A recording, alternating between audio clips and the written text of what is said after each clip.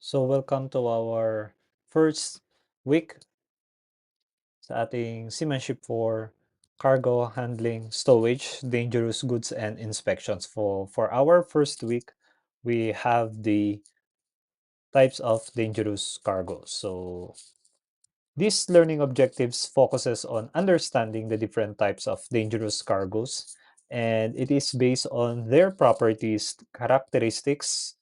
Dangerous cargoes are materials that can pose risk of health, safety, and property or environment during the transport. So this includes the substances that are flammable, exclusive, toxic, corrosive, radioactive, or reactive by identifying their specific characteristics such as they uh, easily they ignite or react with other substances. So basically, or it can cause harm, so we can apply proper handling, storage, and labeling, and emergency procedures. So by understanding this classification, it is essential to prevent accidents and ensure the safe and compliant of cargo operations. So that is the uh, importance why we're going to classify each classes of this dangerous cargo.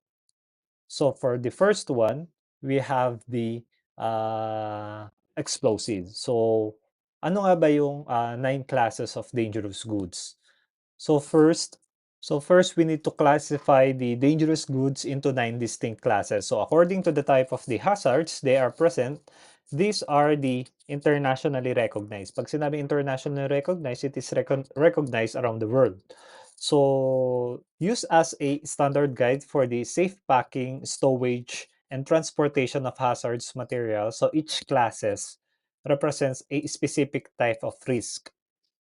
Then, uh, by helping the authorities and workers to identify the correct handling and safety requirements. So for the class 1, we have the explosives. So this class includes the substances and articles that can detonate or undergo a rapid explosive reaction. Ibig sabihin, mabilis na pag-explode. Bakit? Because of due to varying degrees and type of explosive hazard. So for the class 1, it is further subdivided into 6 divisions and each describing the specific nature of explosive risk. So for the class 1, explosive division 1.1, no, sabi nga natin marami siyang division. So for class 1, explosive with the mass explosion hazards. So under this division are very dangerous because they can cause a mass explosion. So this means if one explosive goes off, tendency it can cause all the others nearby to explode. So kapag nag-explode siya, tendency yung mga malalapit na dangerous cargos puwede rin mag-explode because it can cause a explosion. At the same time, it explode the bigger explosion, making the blast much bigger and more harmful. Because of this, these materials must be handled and transported very carefully. Because for these examples, the TNT, which is powerful explosive used in military and construction work. Dynamite, commonly used for blasting and demolition, and ANFO, which is often used in mining and construction for controlled explosion. So that's why no kaya nagkakaroon ng mass explosion because of this Division 1.1, no? Explosive with a mass explosion. Doon natin makakategorize yung TNT, dynamite, and the ANFO. So again, under Class 1 Explosive Division, Division 1.1, these 3 examples, you can categorize it with the explosive division, no? Meaning they are explosion or explosive with a mass explosion hazard. So next we have the Division 1.2. So 1.2, explosive with a projection hazard but not a mass explosion hazard. So what does it mean? So it means with the class 1 explosive under the Division 1.2 does not cause a mass explosion, but they are still dangerous. Bakit? They create a projection hazard. This means they can ignite or explode. They can throw out fragments or shrapnel or parts of at high speed, mabilis na pag-ano 'no, pagkalas ng mga bagay-bagay due to explosion, these flying objects can seriously injure people or damage nearby structures. But a common example of this is a rocket propellant. So this is used for rockets, missiles, or fireworks. So even though they are not explosive at once, but they can release dangerous projectiles that can ignite the other explosions or other explosive materials, making them hazardous to anyone nearby. So again, they can cause also explosion, but not the same as the 1.1 that can cause mass explosion. So that is the division 1.2. So again, other examples that can include this type of explosion is the small arms ammunition. They can present in projection hazard if ignited and sending fragments or bullets flying, and certain pyrotechnic devices or pyrotechnic devices rather. So like fireworks that can cause dangerous debris or flames that can ignited improperly. Kasi siyempre 'di ba, we are using some pyrotechnics for the, use of life-saving, but sometimes those, life-saving pyrotechnics can can make, improper, explosion or it can ignite improperly. So for the division 1.3, we have the explosive with the fire hazards and either a minor blast or projection hazard. So what does it mean naman pagdating dito sa division 1.3? So for the class 1 explosive under the division 1.3, it is mainly present a hard or a fire hazard. So only one small blast hazard. This means they are more likely to cause fires or small explosion rather than the previous two examples. Ang magagawa lang niya is fire or small explosion. So they may also release some small fragments because of the small explosion or some projectiles. No? But these effects are limited compared to the dangerous explosion division. So unlike the division 1.1 and 1.2, this division 1.3 are explosive that do not cause mass explosion or serious projections hazard. So as an example is the certain type of fireworks used as a professional display, no, yung mga fireworks natin during New Year's or New Year or some other events that we use fireworks. So these fireworks can burn brightly and may create small explosion or flying effects, but they do not result in a large scale denotions, unlike the 1.1 and 1.2 examples. So next we have the other examples. So other examples of class 1 division 1.3, the explosive include the propellants used in the ammunition. These propellants burn or explode in a controlled way to push a bullet or the shell forward. So that is the yung tinatawag natin the ammunition for used in the propellants. So in this case, it is controlled to push a bullet so they can still cause injury or damage because they have a large or mass explosion. So a small demolition charges are also included in this division. They are used to controlled and localized demolition. Then, such as breaking the rocks or structures, they can also blast in a limited small area. And then the blasting agents naman, such as the mixture of the ammonium, nitrate, and fuel may also fall under this category because they are less sensitive and more powerful explosive. So, but they can still cause fires and localized explosion if it is detonated. So for the class or division 1.4, we have the explosive that present no significant hazard. So ano ba ibig sabihin nito? So class 1 explosive under this division 1.4 present a minor explosion hazard. So this means that if they explode, the effects rather are very limited and usually do not cause serious damage to people or to the property. And these explosions are designed to safer to handle and use compared to other explosion or explosive divisions. They do not usually produce dangerous projectiles or fires that can spread. So a commonly example of this is in this 1.4 explosion is a consumer grade fireworks. Yung ginagamit natin na fireworks such as the sparklers, the fountains, ano pa ba? Yung small aerial fireworks na ginagamit natin fall under this division. So while they may create a small explosions or sparks, they generally pose a low risk when used it properly, no? Siyempre may risk pa din pero if you are going to use it properly, no, hindi naman magkakaroon ng projectiles towards the or harm to the people or to the property, no, if you are going to use it properly. So next, we have examples for the 1.4 explosive that present no hazards, no significant hazard. Is the explosives include the small arms ammunition such as the handgun or the rifle cartridges. These are designated to explode in a controlled way when they are fired and usually cause only limited damage.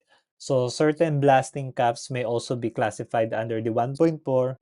These are low-powered detonators used to controlled conditions and present only small explosion hazards, and some also the pyrotechnics devices such as those used in special effects or controlled displays that can fall under the division. So these devices are designed to create visual effects when keeping the risk of the widespread damage very low. So next we have the division 1.5. Again, no, maraming division pagdating dito sa ating uh, number one category, which is the explosive. So explosive 1.5 with a very insensitive substances which have a mass explosion hazards. So this class 1 explosive under the division 1.5, it is very stable and low sensitivity explosive, meaning that they cannot easily set off by heat or shock or friction. So however, even though they are stable, they can also still cause a mass explosion. So if they are properly initiated. So these explosives are often used as a strong or explosive is very needed with a lower risk of accidental detonation. And example is the ammonium nitrate based explosives such as the ANFO, yung kaninang ANFO na pinag-usapan natin, mixed with the sensitizers. So when modified with a certain additives, ANFO becomes more stable but can still create a large explosion if triggered. No? Kapag nagkaroon ng reaction, no? Pag na-trigger siya, magkakaroon pa rin siya ng large explosion. So again, we have the additional natin na examples which is the water gel explosives and the uh, some forms of the emulsions. So the other examples is the commonly used for the mining and the construction. So they are less sensitive than the explosive like dynamite or TNT, but they can still cause a mass explosion which when properly initiated. So some emulsion explosive fall under the 1.5. These are used for the mining, tunneling, yung nagagawa kayo ng tunnel, or quarry. No, they are designed to stable and safer to handle, but they are still powerful enough to produce a mass detonation kapag siya ay na-triggered. Then next we have the division 1.6. So under the 1.6 we have the extremely insensitive articles which is do not have a mass explosion hazard. So class 1 under this division are extremely sensitive are insensitive rather, meaning they are very stable and safe under normal handling. So storage and transports, they are designed so that accidents like drops, heat, or impact uh, are very unlikely to have an explosion. So because this is very present very little risk compared to other explosion diffusions. So even though they are safer, tandaan natin they can cause harm or they are intentionally detonated. So an example is very low sensitivity ammunition used a military or training purposes. So this is only explode when activated by a specific and controlled mechanism. So it is manually explosion. So mag-explode lang siya when it is controlled or when it is specifically activated. Then we have the certain types of cartridge actuated devices. So under these divisions, explosives are very safe and stable compared to the other explosives. They use not easily to explode during the normal handling, storage, or transport. So these explosives are only meant to explode when they are activated on purpose in a controlled way. Parang yung mga baril, no, ginagamit lang natin when it is being activated with a purpose para barilin natin yung isang bagay. So example using this cartridge actuated devices which is used by the industries like aviation, ships to move or release parts. They contain small explosive charges, but they are designed not to explode by accident. So some detonators also belong to this division, which is only explode when they are correct signal or action is applied. So insensitive military explosive are also included. These are used for the military because they are safer to install and to handle, but they can still explode when intentionally triggered. Ayun yung tandaan nyo, no? Under 1.6, mag-explode pa rin siya when it is intentionally triggered. Pag talagang sinadya siyang i-triggered. So, tapos na tayo sa classes. No, we have class 1.1 to 1.6. Then, that for the first one, we have the explosive. Then, we have the class 2, which is the gases. So, under this class 2, so class 2 dangerous goods are gases. These are substances that may stay in gas form at 50% of 50 degrees Celsius at their normal air pressure. So gases can be dangerous because they are spread easily and may cause fire, lack of oxygen, or poisoning. So class 2 is divided into three groups. We have the flammable gases, non-flammable, non-toxic gases, and toxic gases. So it is easily to distinguish, no? Na flammable, syempre it can ignite, non-flammable, hindi nag-ignite, and non-toxic, and toxic gases. So madali lang yan, hindi ko na masyado i-explain. So for the classes 2.1, dangerous goods are flammable gases. Gases can ignite when mixed with air at a concentration of 13 degrees or less. So for example, we have the acetylene, butane, hydrogen, methane, LPG, propane, and propylene. So flammable gases can be lighter or heavier than air. Ayun daw yung ating characteristic ng ating flammable gases. So heavier than air gases can collect in low-lying areas such as these pits, drains, and depressions which can cause a fire or explosion. So again, take class 2.1, which is the dangerous goods, the gases can ignite when mixed with air or concentration of 13% or less. So under 2.2, we have the dangerous goods, which is not flammable and not toxic. Gases that can asphylating or oxidizing, they can cause a many industries. No, they are used by many industries, which is used as example the helium, compressed air, carbon dioxide, nitrogen, and argon. So we have the examples. No, the can collect in low-lying areas and displace oxygen, and also can be dangerous for post of explosion and low pose a risk of violent chemical reaction.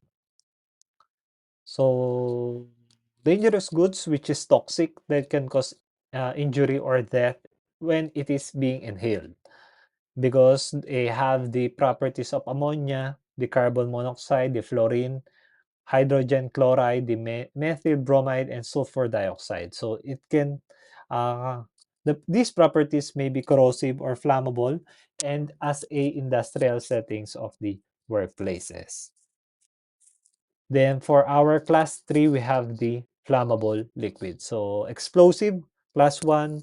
Then class 2, we have the gases. Then for the class 3, we have the flammable liquids. What is the flammable liquids? Liquids or mixtures or containing solids in solution or suspension which is produce the flammable vapors.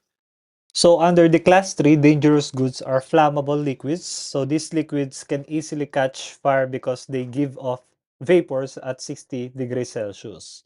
So because they give off 60 degrees Celsius or below, these vapors mix with air, they can burn or explode.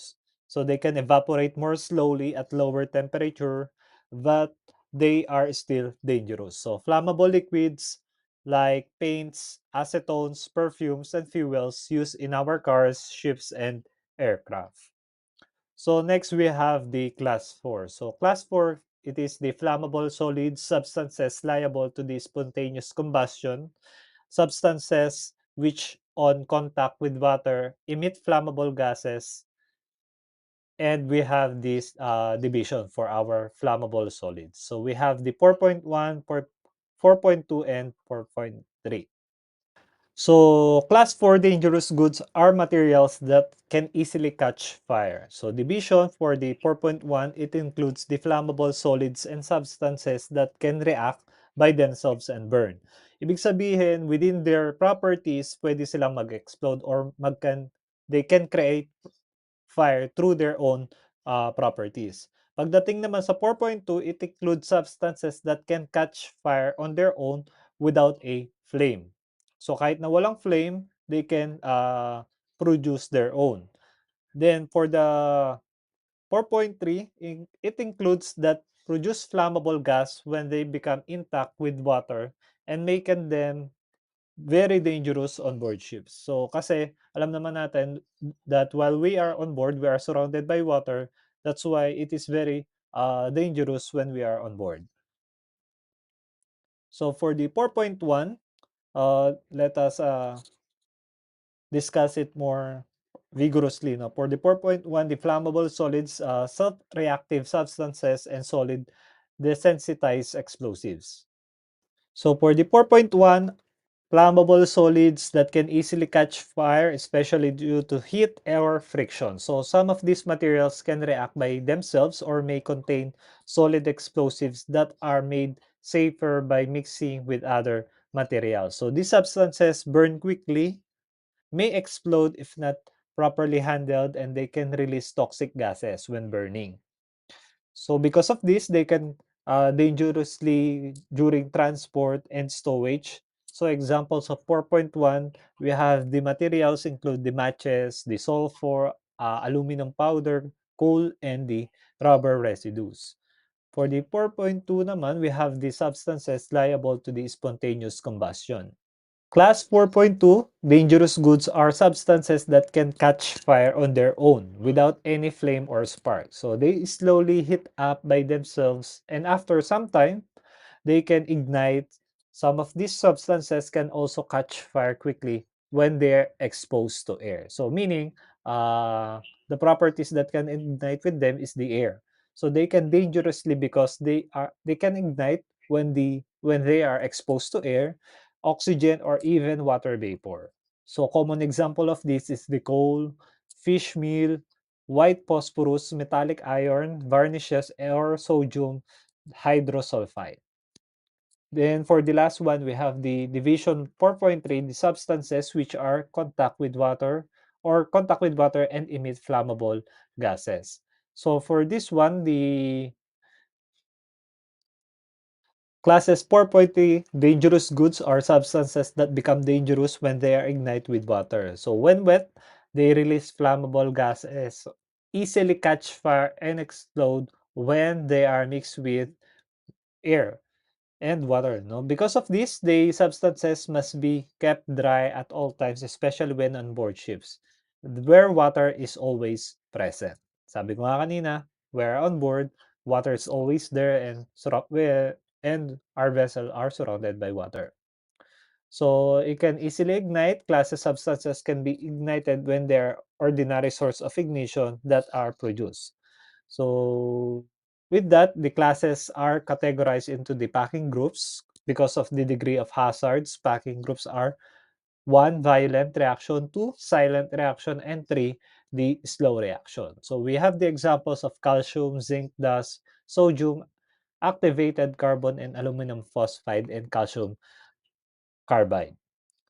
And for our class 5, the oxidizing substances and the organic peroxide. And with that, we have the 5.1 and 5.2, the oxidizing agent and the organic peroxide. So for the first one, we have the oxidizing substances. Classes 5.1 dangerous good are oxidizing substances. They may not burn by themselves but they can release oxygen which is can cause other materials to catch fire. Alam naman natin na yung other materials like we are referring in the previous slides that when the air or the oxygen is present, they can produce fire. So with this, the 5.1 release oxygen. So it can cause other materials to catch fire or to burn more intensely. So these substances can be very dangerous because they can make fires spread faster and after even exploded, if it's not handled properly, example 5.1, substances includes ammonium nitrate and hydrogen peroxide, potassium chlorate, and several chlorine and bromide based chemicals. Then we have this organic peroxide. Ano ba yung differences niya between the uh, oxidizing substances? For our organic peroxides, so for organic peroxide, no, dangerous goods peroxides, these substances are unstable and can be very dangerous. They can explode or burn easily or react violently when exposed to heat, shock, or friction. They're also sensitive to temperature and can relate harmful or flammable vapors. Organic peroxides can cause serious eye or skin injuries. So they can must be handled with great care during the transport and storage on board. So before we continue with the class 6, which is the toxic and infectious substances, you can take a break, no? You can take 15 to 20 minutes break or so you have time to health break or breakfast, quick breakfast, then be back after 15 to 20 minutes. Then we're going to continue with the classifications of dangerous goods. So before we end our first part, no? Again, we're going to start by the class 6, which is the toxic and infectious substances. Okay, so may take muna kayo ng break.